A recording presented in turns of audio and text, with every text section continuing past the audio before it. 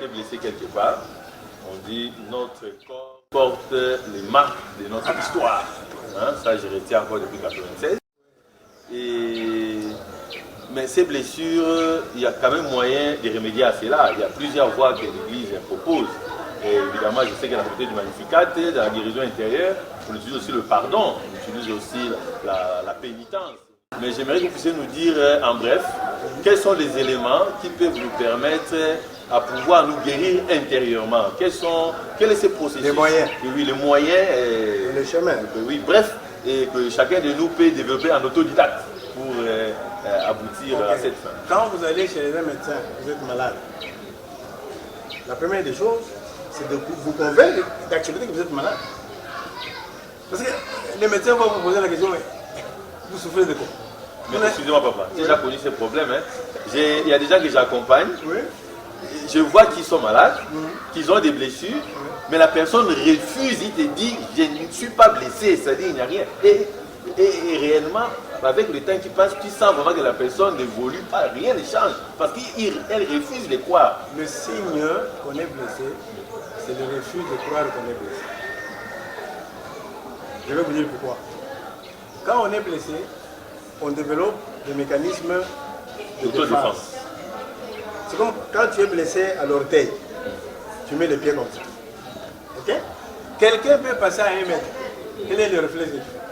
C'est de retirer. Lui, il est caché. Alors que lui, il est loin.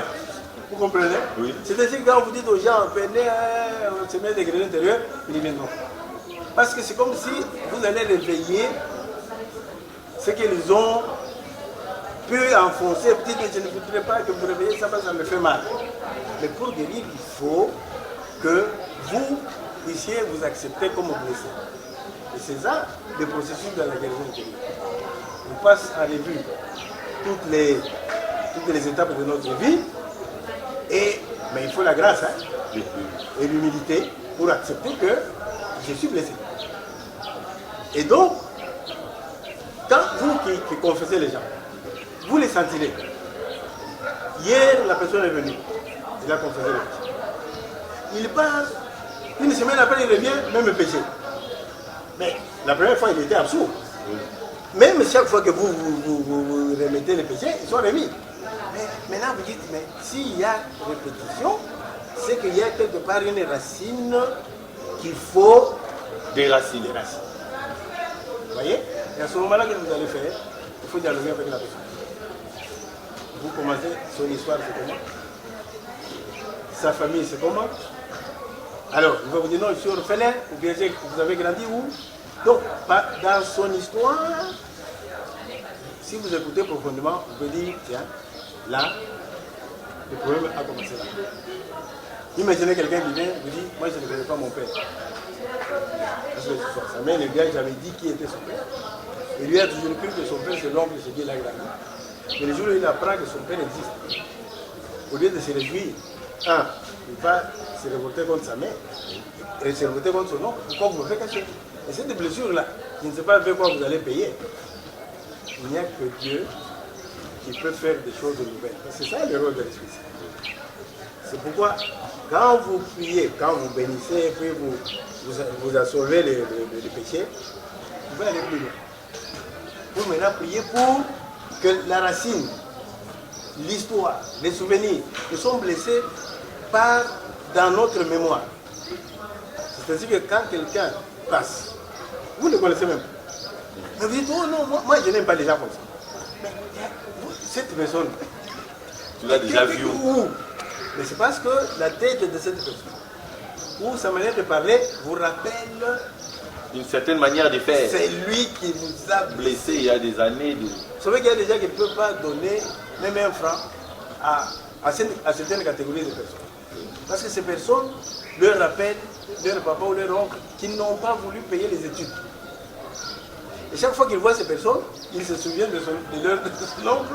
Et puis, donc, quand il refuse de lui donner, ce n'est pas à lui qu'il refuse, c'est à son oncle qu'il refuse. Bon, merci Papa Oscar. Donc si nous comprenons bien, partant de l'histoire même de Pierre, nous comprenons que la guérison intérieure, c'est aussi accepter une nouvelle identité.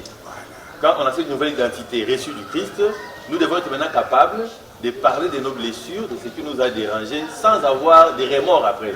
À ce moment-là, nous dirons réellement que nous sommes vraiment guéris. Je peux même dire que ce n'est pas nous récupérons notre identité qui a été déformée. Ouais. Maintenant, nous devenons ce que nous devions être selon ce que Dieu attend de nous. Et là, je suis à l'aise. Donc, j'ai raison à ma personne. Et là, vous rejoignez un peu comment j'appelle ça, le sujet de mon travail de mémoire quand j'ai fini la théologie. C'était la divinisation comme la restitution de l'image de Dieu oblitérée par le péché. Voilà. Ce qui a été détruit par le péché, je le récupère. Voilà. Le péché, mais aussi les blessures. Et les blessures. Et ceux qui nous ont blessés, eux ont commis le péché. Eux, le péché à eux, m'ont blessé. Oui. Mais moi, si je reste dans cette blessure, ça peut m'entraîner aussi vers le péché. Voilà pourquoi je dois le guérir. C'est-à-dire que le péché blesse. Oui. Mais la blessure peut me conduire au péché. Parce que quand j'ai la colère, est-ce que je suis capable de maîtriser ma colère? Un jour, ça peut amener. Vous voyez? Voilà pourquoi il y a ces deux pistes. La confession et la guérison.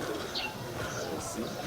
Merci Papa Oscar. C'était une grande joie pour nous de vous rencontrer. En ces jours, nous avons célébré la messe en mémoire de l'abbé Jonas qui nous a quittés. Et nous avons profité aussi par la guérison intérieure. Merci chers abonnés, restons à l'écoute. Et à tout moment, nous vous donnerons ce qui est nécessaire pour votre guérison intérieure.